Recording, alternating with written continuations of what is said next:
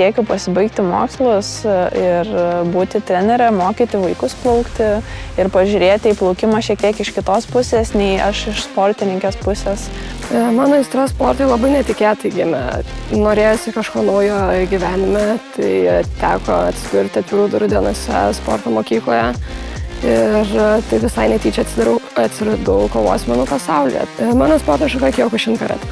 Mano blogiausia paskaita yra ta, kuri atsisėda studentai ir sėdi ir žiūri skaidres arba ten kažkokias tai teorinės nuostatas, kurios be abejo labai svarbios, bet man yra labai svarbu juos sutelkti komandoje, dirbti, kalbėti, prakalbinti.